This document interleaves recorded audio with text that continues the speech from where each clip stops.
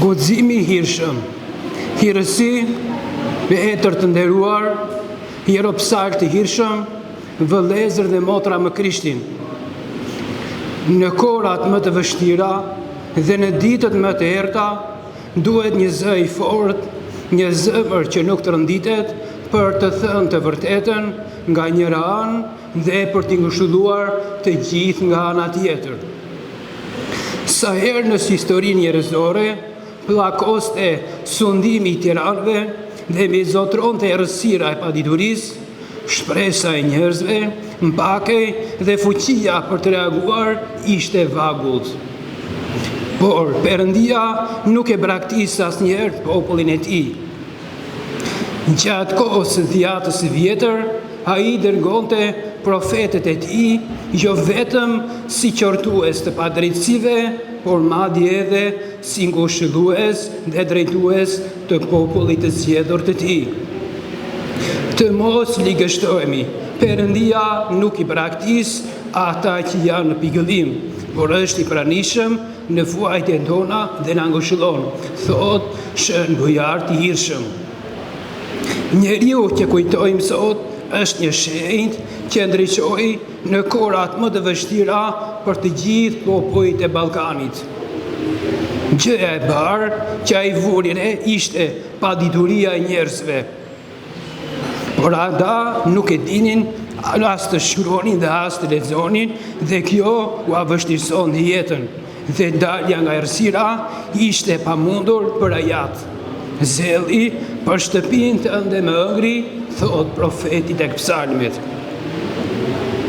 Kjo panoramë ishte thirrja për shenjtin. Nuk priti me nga qielli të dëgjonte tamtamet dhe ushtrive njëllore, por e kuptoi si një gjë, si një dorë duhet të ndiste pishtarin e diturisë dhe të përçonte lajmin e mirë të shpëtimit të shpirtrave.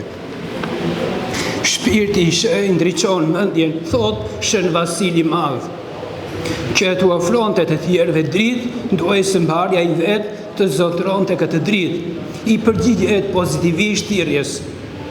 Vendosi që për hir të vëllezërve të tij, që dërgjeshin e errësirë të paditurisë dhe rrezikut për të humbur besimin, të bëj murg, të mohonte botën, të përqafonte jetën monargore dhe të ishte një ushtar i mirë i Jezu Krishtit, i armatosur me kryqin e tij. Thirrja që mori shenjti nuk që vetëm për atë si individ, por ajo është edhe sot aktuale. Çdo njeri që dëgjon fjalët e Ungjillit ftohet të veshë Jezu Krishtin dhe ta pasojë atë pa kushte. Rruga që zgjodhi nuk ishte lehtë, por në mendjen e tij buqisnin fjalët e Zotit. E ngushtë është rruga që të çon në jetë. Zgjodhi rrugën e bindjes, të durimit, të vetë ofrimit dhe mësimit dhe mbi të gjitha të lutjes dhe mbështetjes te ky lindësja nëna e të gjithëve. I armatosur me diturim prej larti dhe me Ungjillin në dorë, vendosi që ora e dhurimit plotësisht kishte bërritur. Imitoi Jezu Krishtin që kreshmoi dhe u lut pastaj filloi misionin e përhapjes së Ungjillit të mirë. Le të mos trembemi nga realiteti agresiv i ditëve të sotme, me veshën tanë dhe sytë tanë që nuk dëgjojmë dhe shikojmë, por duke i kthyer zemrat tona nga ky manastir i hirshëm, marrim fuqi dhe gjejmë çlodhje. Oazi Shën Kozmaj e dëshmon këtë, në kulmin e idhësisë që mbizotronte, ky shenjtë solli shpresë të vërtet, aromën e përjetësisë. Kini besim të Perëndia dhe shpresë në mëshirën e tij. Sa të bukura janë këmbët e atyre që sjellin lajmin e mirë, thot profeti Isaia. Uri dhe etje. Populli nga dojmë i priste shenjtin, e dëgjonte me ëndje fjalën e tij, gjente ngushëllim, merrte një frym të mirë dhe atëherë kur ai i qortonte për plogështinë e tyre dhe për lënien pas dore të vajturit në kish. Me plot guxim mund ta quajmë atë si një katekist shembullor që e liçiti fjalën e Perëndisë dhe mori rrogën qiellore për jetësinë. Vëllezër dhe motra më Krishtin, nga aktiviteti dhe puna misionare që bëri shenjti, kuptojmë rëndësinë madhe të katekizmit të njerëzve si një nga mënyrat e domosdoshme të rritjes në besim. Nga në çdo vend, pranë kishave afrohet me shumë dashuri dhe përkushtim mësimi i katekizmit. Le të mos ngrojmë të gjithë pa dallim moshe, të dëgjojmë fjalën e Perëndis që e ripërtërin shpirtërisht njeriun dhe njëkohësisht të jemi imituesit e shenjtit që kujtojmë sot.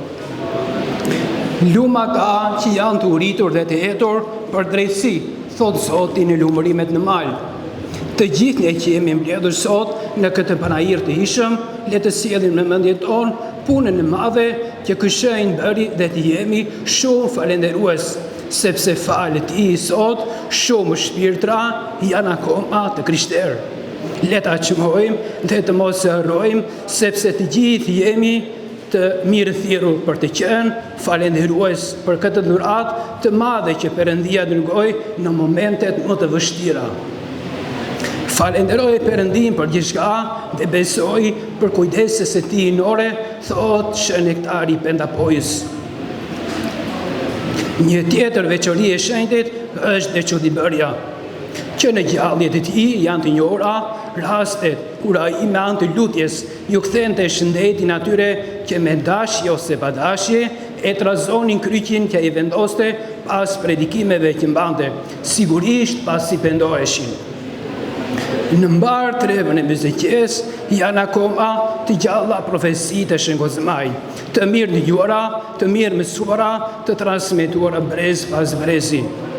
Midis të krishterëve është jo vetëm monumentale thënia, e ka thënë Shënkozmaj.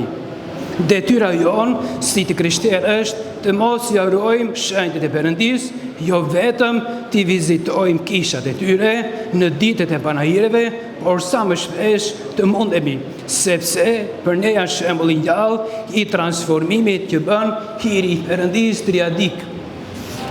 Perëndia i tërmirë, duke parë në ekonominë e tij, lejoi që martirizimi i tij të ndodhte këtu në Shqipëri, sepse njerëzit e këtushëm do të kishin nevojë për ta pasur më pranë dhe duke ditur i të larti që stuhitën tjera do të godisnin këto krahina, por Perëndia nuk e braktis popullin e tij. Hero dëshmori shenjtë Kozman, i dobët si skelet, i zbardhur dhe i lodhur, bashkëdjell me rasën e tij të leshtë, me torbën mbi su e me një shkop në dorë, i kërrusur, ngjitet në majat e maleve dhe zbret në thellësitë e shpirtrave të njerëzve të çdo epoke dhe përsërit banorëve atje dhe sot. Në jetën tuaj keni rrugë për të bërë, në udhëzimin tuaj peripeci, në historinë tuaj luftra kundër padrejtësisë, pa dijes, urrejtjes, pasioneve, mashtrimeve, pa udhëtësive, smirës dhe krimeve. Bëni betejën. Fitoria shihet në krarorin e njerëzve. Perëndisi përkisni për tek ai drejtoni. Dhe kur të arrini, ta ndini se fituat në jetë. Këto na thot hierodëshmori i shenjtë Kozma, kleriku i zjarrit, të cilin sot kisha e shenjtë e nderon. Amin.